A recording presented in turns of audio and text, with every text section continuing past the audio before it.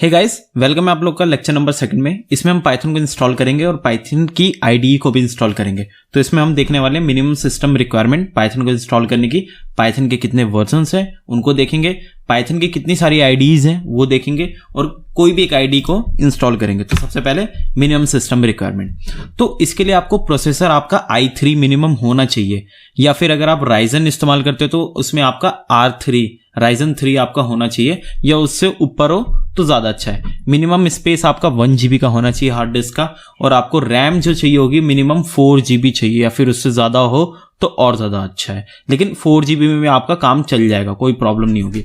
Operating system आपको minimum तो Windows 7 चाहिए, लेकिन मैं रिकमेंड करूँगा कि आप विंडोज 10 इस्तेमाल करें, ज़्यादा अच्छा है। और मैक ओएस अगर आपके पास कोई सा हो तो ठीक है, लाइनक्स आप चलाते हैं तो भी ठीक है, चल जाएगा उसमें। अगला है पाइथन के वर्जन्स। देखिए पाइथन के अभी तक 3 वर्जन्स आए हैं, 1.x, 2.x, 3.x। ये एक सीरीज है, जैसे 1.0.1 आ गया, 2.0.2 आ गया, 3.1.3, अभी जो लेटेस्ट चल रहा है ना वो 3.9 चल रहा है हमारा। तो 1 क्या था, 1 सबसे स्टार्टिंग में आया था, तो इसके अंदर कुछ ही लिमिटेड फीचर्स थे, जैसे कि मैप हो गया, फिल्टर हो गया, लैम्डा हो गया। जो आपका सेकंड आया था, सेकंड सीरीज आई थी जो इसकी 2.1 वगैरह ऐसा करके आई थी, कई सारी सीरीज इनकी निकली थी।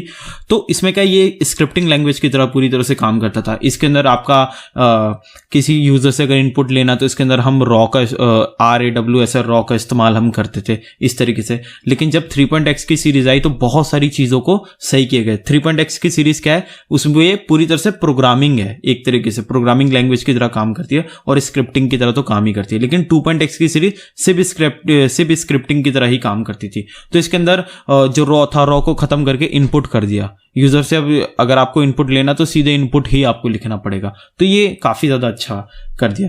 तो सबसे पहले हम क्या करते हैं, पाइथन को इंस्टॉल करते हैं और सब कुछ हम सेटअप करते हैं। तो सबसे पहले मैं आपको दिखा दूं कि पाइथन मेरे सिस्टम में इंस्टॉल है या नहीं है। तो जैसे आप CMD में आप लिखेंगे python-v, तो इसमें दिखाएगा कि पाइथन वॉज नॉट फाउंड। तो हम सबसे पहले पाइथन को इंस्टॉल करते हैं। हमें आपको अपने ब्राउजर में जाना होगा और यहाँ पे लिखना पड़ेगा पाइथन डाउनलोड, और आपको पहला जो लिंक मिल जाएगा python.org, आपको इस पे जाना है। यहाँ पे अगर आप विंडो यूजर है तो आप डायरेक्ट डाउनलोड कर लें पाइथन 3.9.0। अगर वो मैक ओएस चलाते तो ये, अगर लाइनक्स हो तो ये, या फिर अदर ऑपरेटिंग सिस्टम हो तो ये। तो आपको बस ऐसे डाउनलोड करना है और ये डाउनलोडिंग स्टार्ट हो जाएगी। हाँ होगी, इसको मैं कैंसिल, चलो कोई बात नहीं।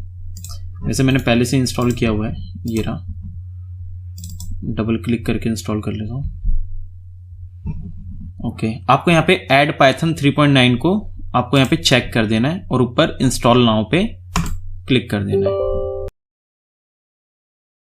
और ये थोड़ा सा टाइम लेगा।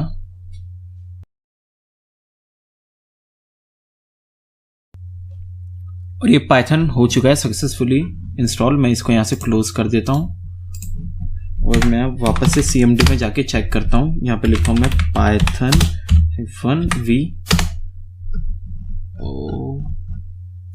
तो देखिए पाइथन मेरी पूरी तरह से इंस्टॉल हो गया है, तभी मेरा यहाँ पे शो कर रहा है। एक बार मैं पाइथन Ctrl+C करके मैं जरा एग्जिट हो जाऊँ, Ctrl+Z, हाँ, python-v, हाँ अब दिखा रहा है वर्जन, देखो 3.9.0 दिखा रहा है। तो ये सक्सेसफुली इंस्टॉल हो चुका है।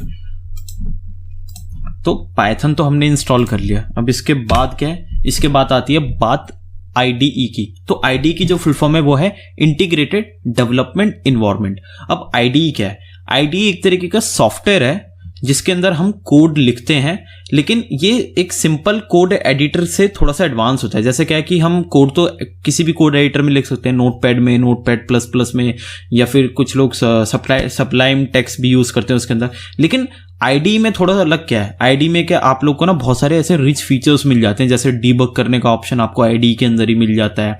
आप इसके अंदर इंटेलिजेंस का आपको पूरी तरह से सपोर्ट मिल जाता है। बहुत सारे ऐसे ऑटोमेशन आपको इनबिल्ट इसके अंदर मिल जाते हैं।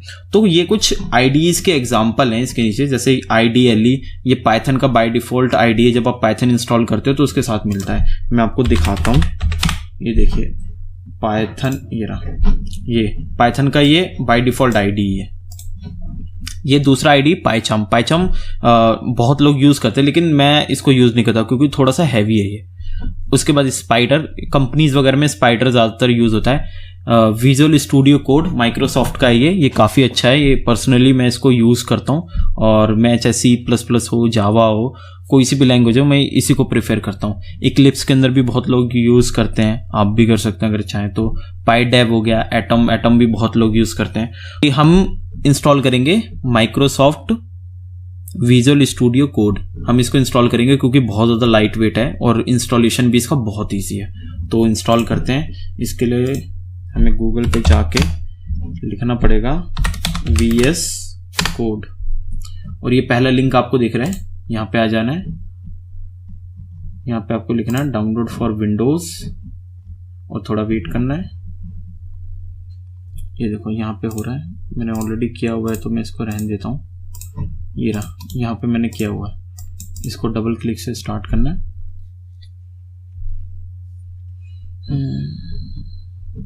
हाँ, आई एक्सेप्ट एग्रीमेंट।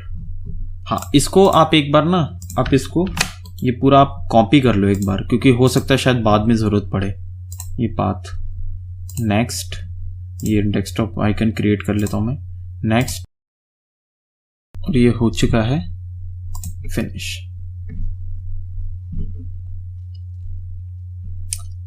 देखिए, जब आप इसको पहली बार ओपन करेंगे तो इसका इंटरफेस कुछ इस तरीके से दिखाई देगा।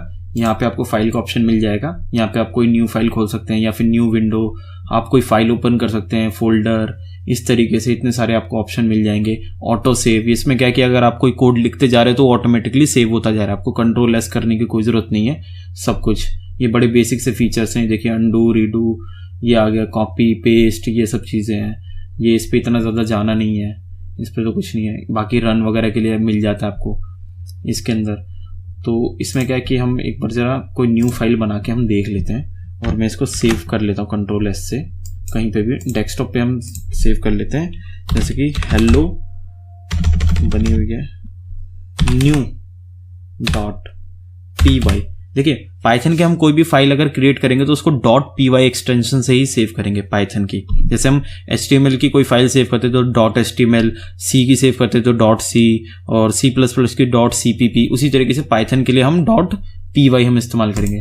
तो इसे मैं सेव कर लेता हूँ यहाँ पर। हाँ, उससे पहले एक चीज़ और मैं आपको दिखा दूँ। देखिए, जैसे कि यहाँ पे ये देखिए, यहाँ पे कुछ ऑप्शंस हैं एक्सप्लोर का। यहाँ पे अगर आपने कोई फाइल, कोई फोल्डर ओपन किया हुआ है तो यहाँ पे पूरा फोल्डर दिखाता है।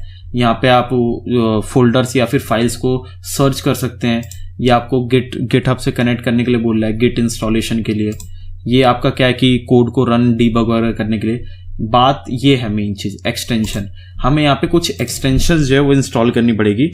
सबसे पहले पाइथन की।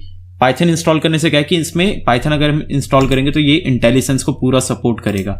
जैसे कि अगर मैं यहाँ पे प्रिंट अगर लिखूंगा तो यहाँ पे देखो, अभी मैं PRINT पूरा ऐसे लिख रहा हूँ, लेकिन यहाँ पे कुछ सजेस्ट नहीं कर रहा। लेकिन जब मैं इस एक्सटेंशन को इंस्टॉल कर लूंगा तो ये मेरे को इंटेलिजेंस सपोर्ट करेगा। ये इंस्टॉल हो रहा है, ये हो चुका है इंस्टॉल। अब मैं यहाँ पे लिखने की कोशिश करता हूँ। अच्छा,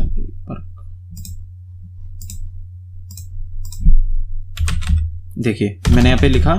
अब मैं यहाँ पे प्रिंट लिख रहा हूँ तो नीचे सजेस्ट कर रहा है। मैं यहाँ पे जैसे टैब दबाऊंगा तो आप देखना, ये देखो पूरी तरह से बता दिया। और यहाँ पे मैं लिखता हूँ हेलो वर्ल्ड। ओके, अब मैं इसको रन करा के देखता हूँ यहाँ से। ये रहा, यहाँ से देखे, जैसे मैंने पाइथन का ये मैंने पाइथन इंस्टॉल किया इसके अंदर इंटेलिजेंस के लिए, तो यहाँ पे मेरे लिए यहाँ पे एक ऑप्शन भी आ गया पाइथन को रन कराने का। तो इसको मैं रन कराता हूँ तो देखो यहाँ पर हो भी गया आसानी से, हेलो वर्ल्ड यहाँ पे शो हो रहा है। तो इस चीज़ के लिए मैंने यहाँ पे पाइथन की एक्सटेंशन को डाउनलोड किया था। अब आप लोग को यहाँ पे कहीं आके रन कराने की कोई ज़रूरत नहीं है, आप डायरेक्ट यहाँ से रन करा लेना तो भी अच्छा है। ओके, तो इसके बाद क्या है, बस इस लेक्चर में सिर्फ इतना ही। अब मिलते हैं नेक्स्ट लेक्चर में, तब तक के लिए थैंक यू।